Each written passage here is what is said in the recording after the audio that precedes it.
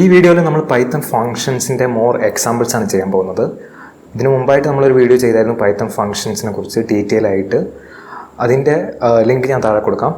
അപ്പോൾ ഈ ഒരു വീഡിയോയിൽ നമ്മൾ ഒരു 4 എക്സാമ്പിളാണ് നോക്കാൻ പോകുന്നത്. എന്തൊക്കെയാണെന്ന് ഞാൻ ഇവിടെ എഴുതി വെച്ചിട്ടുണ്ട്. ഫസ്റ്റ് എന്ന് പറയുന്നത് നമുക്ക് ഒരു സ്ട്രിങ്ങിലെ വവൽസ് കൗണ്ട് ചെയ്യാനുള്ളൊരു ഫങ്ഷനാണ്. രണ്ടാമത്തായിട്ട് നമ്മൾ 2 ലിസ്റ്റ് എടുത്താൽ അതിലെ എലമെൻറ്റ് വൈസുള്ള സബ്ട്രാക്ഷൻ.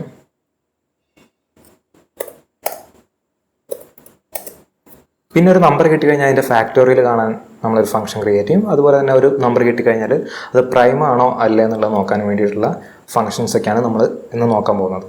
അപ്പോൾ നമുക്ക് ആദ്യത്തെ ഫംഗ്ഷനിലേക്ക് പോകാം. അപ്പോൾ ഞാനിവിടെ എഴുതാണ് function to count the vowels in a string. Okay, നമുക്ക് നോക്കാം എങ്ങനെ ഡിഫൈൻ ചെയ്യാമെന്ന്. ഡിഫൈൻ ചെയ്യുമ്പോൾ നമ്മൾ ആദ്യം തന്നെ ഡെഫ് കീവേഡ് ഉപയോഗിക്കുന്നു. ഫംഗ്ഷന് അതിനായിട്ടൊരു പേര് കൊടുക്കുന്നു. ഞാൻ പറയാണ് കൗണ്ട് വവൽസ് എന്നായിക്കോട്ടെ ഫംഗ്ഷൻ്റെ പേര്. എന്നിട്ട് അതിൻ്റെ ഉള്ളിലോട്ട് നമ്മൾ ഇൻപുട്ടായിട്ട് എന്ത് ചെയ്യുന്നു, നമ്മളൊരു സ്ട്രിങ് കൊടുക്കുന്നു. എന്നിട്ട് ആ സ്ട്രിങ്ങിൽ ആരൊക്കെയാണ് വവൽസ് എന്നാണ്, എത്ര വവൽസ് ഉണ്ട് എന്നാണ് നമുക്ക് കൗണ്ട് ചെയ്യേണ്ടത്. അപ്പോൾ വവൽസ് എന്ന് പറയുന്നത് ഏതൊക്കെ ലെറ്റേഴ്സാണ്? ഞാനൊരു ഇവിടെ പുതുതായിട്ടൊരു സ്ട്രിങ് ക്രിയേറ്റ് ചെയ്യാണ്. AEIOU. അതായത് നമ്മുടെ ഇൻപുട്ട് സ്ട്രിങ്ങിൽ സ്മോൾ ലെറ്റർ ആയിട്ട് വരുന്ന AEIOയും അതുപോലെ തന്നെ ക്യാപിറ്റൽ ലെറ്റേഴ്സ് ആയിട്ട് വരുന്ന AEIOയും നമുക്ക് ക്യാപ്ചർ ചെയ്യണം. അതിൽ ഈ ഒരു സ്ട്രിങ്ങിനെ ഞാൻ വവൽസ് എന്ന് പറഞ്ഞിട്ടൊരു വേരിയബിളിലോട്ട് സ്റ്റോർ ചെയ്യാണ്. എന്നിട്ട് ഇനി വവൽസിനെ കൗണ്ട് ചെയ്യാൻ വേണ്ടിയിട്ട് ഞാനിവിടെ ഒരു കൗണ്ട് എന്ന് പറഞ്ഞിട്ടൊരു വേരിയബിൾ ക്രിയേറ്റ് ചെയ്യാണ്. എന്നിട്ട് ഇപ്പോൾ താൽക്കാലികമായിട്ട് ഞാൻ അതിലോട്ട് 0 എന്ന് പറഞ്ഞിട്ടുള്ള വാല്യൂ അസൈൻ ചെയ്യാണ്. കാരണം നമ്മൾ കൗണ്ട് ചെയ്യാൻ സ്റ്റാർട്ട് ചെയ്യാൻ തുടങ്ങിയിട്ടില്ല. നമുക്ക് എങ്ങനെയാണ് ഒരു സ്ട്രിങ്ങിൽ വവൽസ് ഉണ്ടോ ഇല്ലെന്ന് അറിയാൻ പറ്റുക? ആ സ്ട്രിങ്ങിൽ ഓരോ ക്യാരക്ടറിലൂടെ നമ്മൾ ഐട്രേറ്റ് ചെയ്തുകൊണ്ട് ആ സ്ട്രിങ് ഈ AEIOയിൽ ഉണ്ടോ എന്ന് നോക്കിയാൽ പോരെ. അപ്പോൾ ഞാൻ പറയാണ് for character in string if character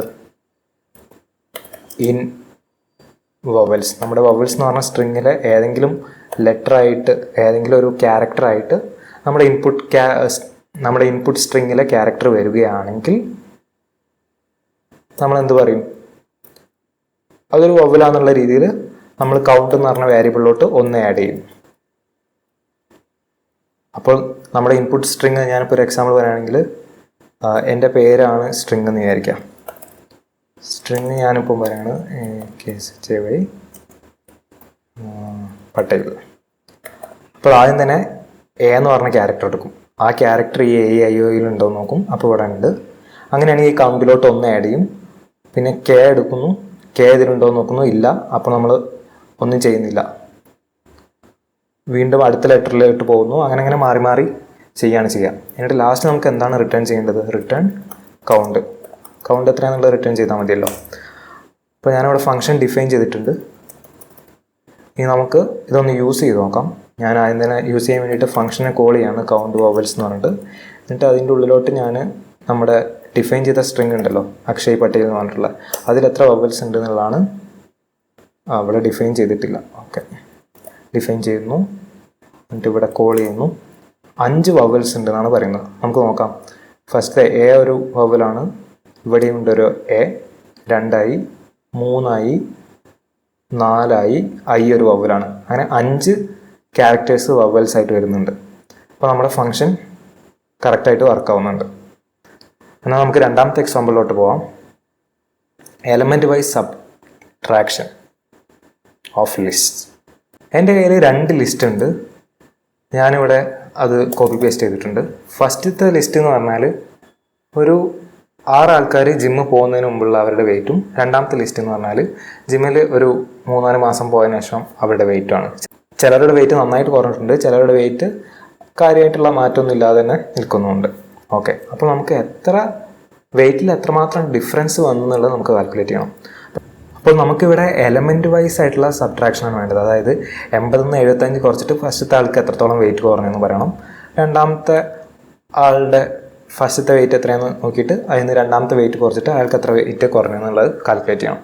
അപ്പോൾ ജസ്റ്റ് W1 - W2 എന്ന് പറഞ്ഞാൽ അത് വർക്കാവില്ല. അപ്പോൾ നമ്മൾ അതിനുവേണ്ടി ഒരു സ്പെസിഫിക് ആയിട്ട് ഫംഗ്ഷൻ ക്രിയേറ്റ് ചെയ്യാൻ പോവാണ്.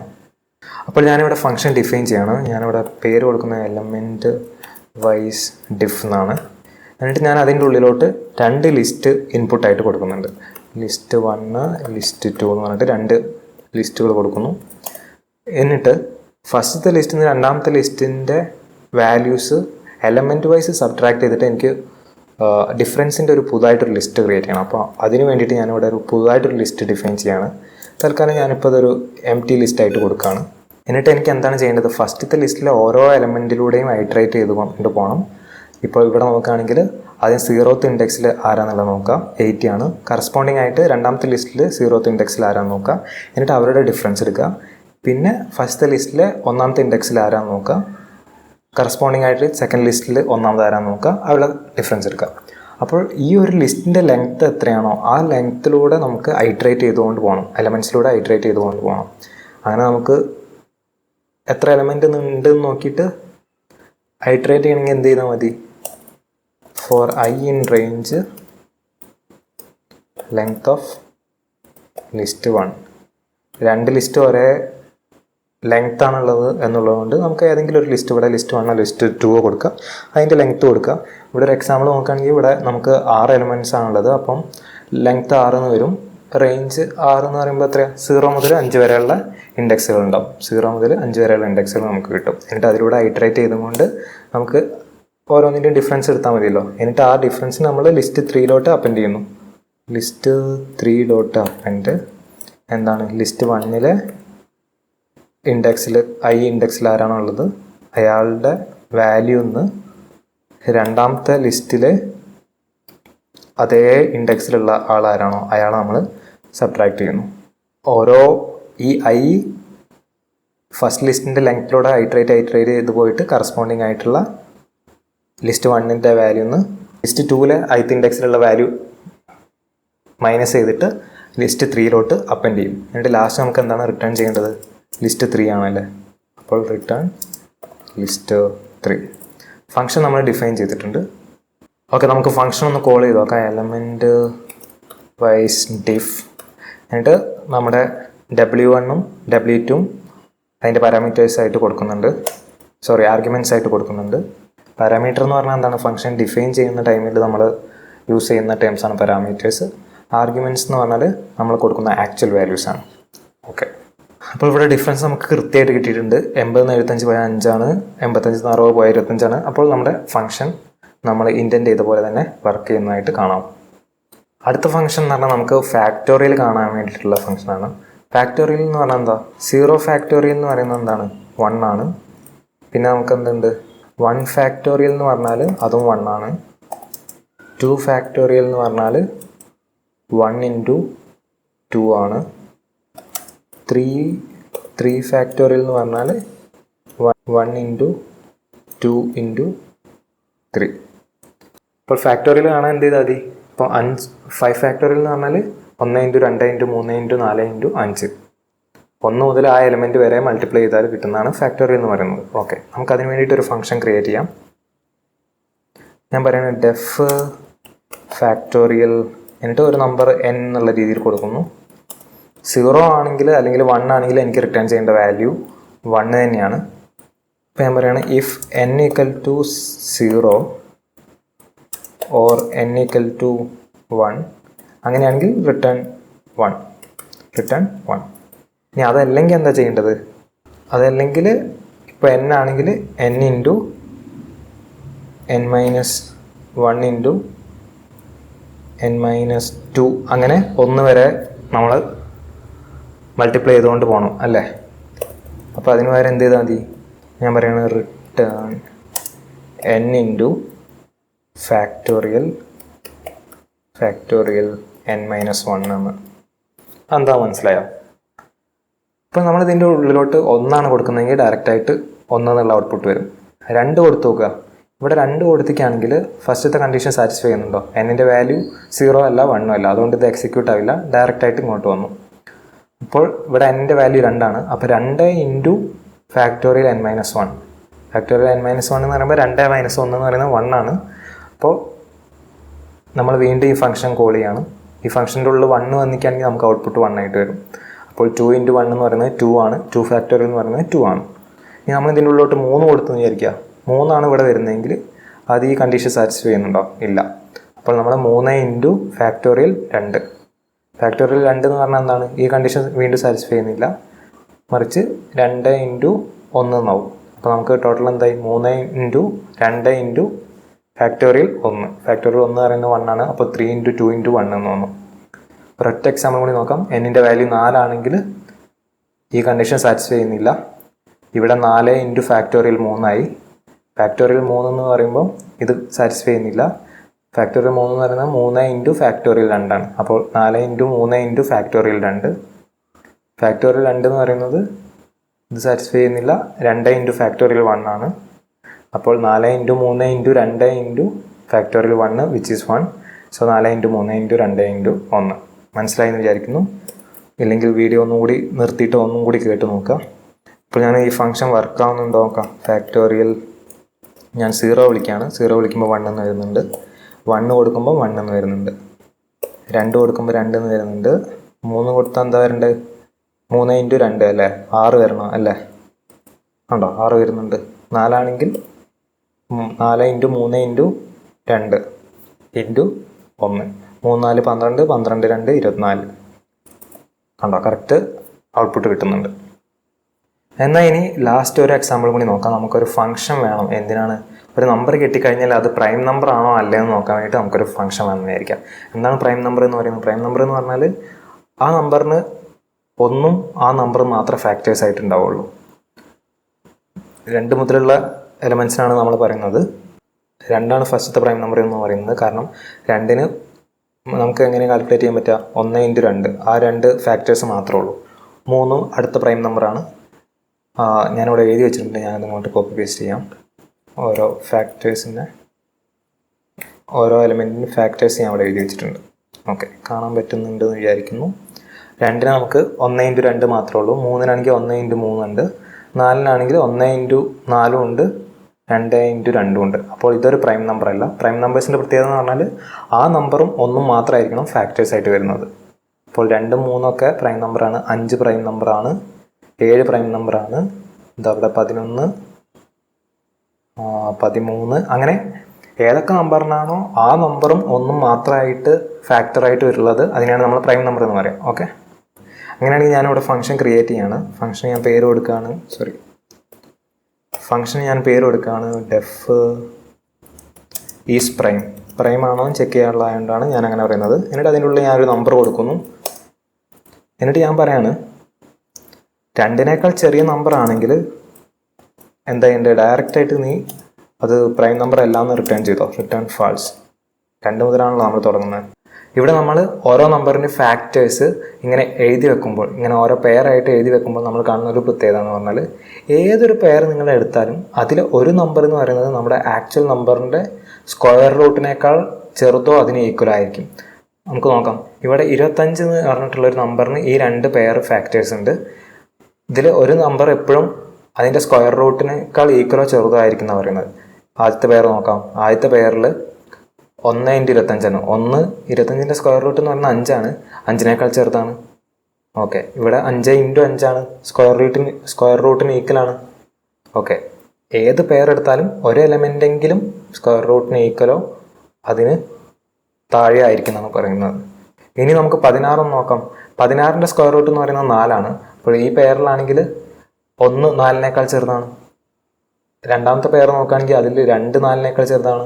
മൂന്നാമത്തെ പെയർ നോക്കുകയാണെങ്കിൽ 4 4ന് ഈക്വലാണ്. അതായത് സ്ക്വയർ റൂട്ടിന് ഈക്വലോ ചെറുതോ ആകാം എന്നാണ് പറഞ്ഞത്. ഏതെങ്കിലും ഒരു വാല്യൂ, പെയറിൽ ഒരു വാല്യൂ എങ്കിലും സ്ക്വയർ റൂട്ടിന് ചെറുതോ ഈക്വലോ ആയിരിക്കും.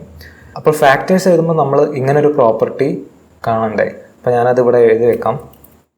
നമ്മൾ ഫാക്ടേഴ്സിൻ്റെ പെയർ കണ്ടെത്തുമ്പം എപ്പോഴും ഒരു element is always less than or equal to square root എന്ന് പറയുന്നുണ്ട്. അങ്ങനെ ഫാക്ടേഴ്സിൻ്റെ പെയറിൽ ഒരു എലമെൻറ്റ് എപ്പോഴും സ്ക്വയർ റൂട്ടിനേക്കാൾ ചെറുതാണെങ്കിൽ നമുക്ക് പറഞ്ഞൂടെ, നമുക്ക് അതുവരെയുള്ള ഡിവിസിബിലിറ്റി ചെക്ക് ചെയ്താൽ പോരെ.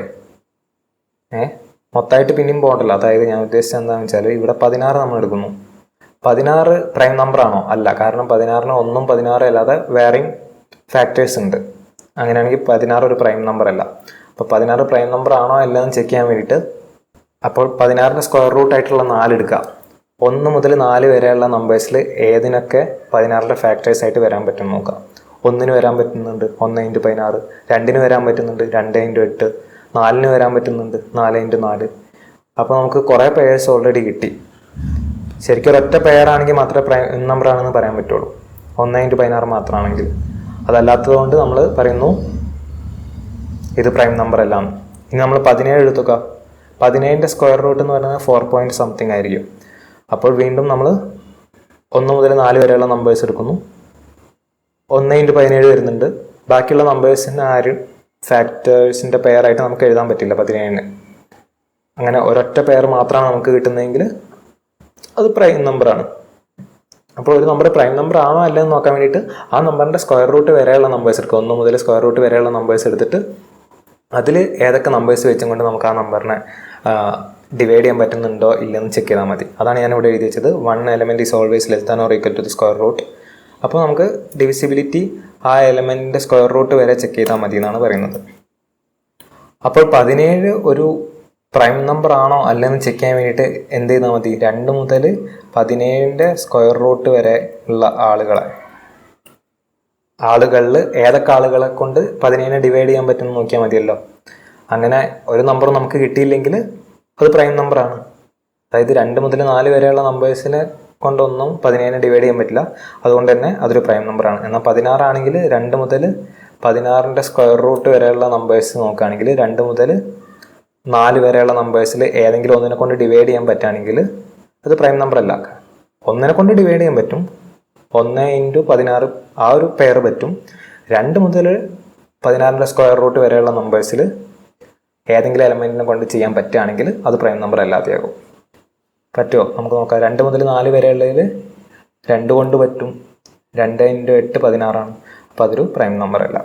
അപ്പോൾ നമ്മൾ പറയാണ് similarly for I in range 2 മുതൽ ഏതുവരെ ഇൻറ്റീജർ ഓഫ് നമ്മുടെ നമ്പറിൻ്റെ പവറിൽ 0.5, അതായത് അതിൻ്റെ സ്ക്വയർ റൂട്ട് എടുക്കുന്നു.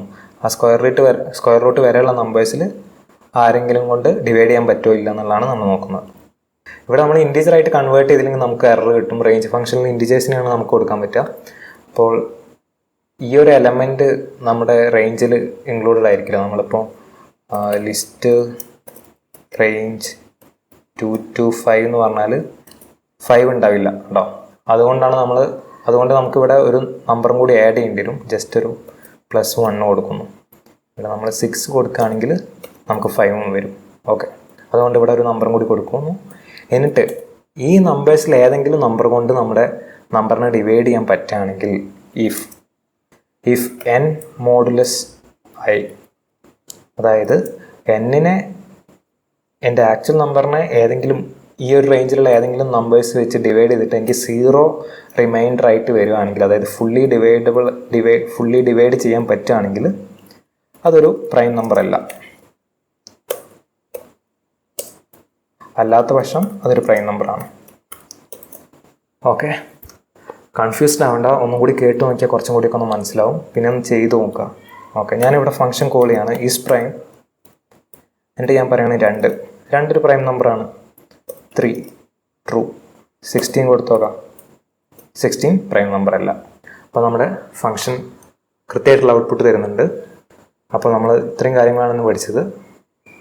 ഒരു സ്ട്രിങ്ങിലെ ഓവൽസ് കൗണ്ട് ചെയ്യാൻ പഠിച്ചു, element wise subtraction of list പഠിച്ചു, ഫാക്ടോറിയൽ കാണാനുള്ള ഫംഗ്ഷനും പ്രൈം നമ്പർ ആണോ അല്ലെന്ന് ചെക്ക് ചെയ്യാനുള്ള ഒരു ഫംഗ്ഷനും നമ്മൾ ഇപ്പോൾ പഠിച്ചിട്ടുണ്ട്. അപ്പോൾ വീണ്ടും ചെയ്യുക, കുറേ എക്സാമ്പിൾസ് ചെയ്യുക. നിങ്ങൾക്ക് നെറ്റിലൊക്കെ ഒരുപാട് എക്സാമ്പിൾസ് അവൈലബിൾ ആയിരിക്കും.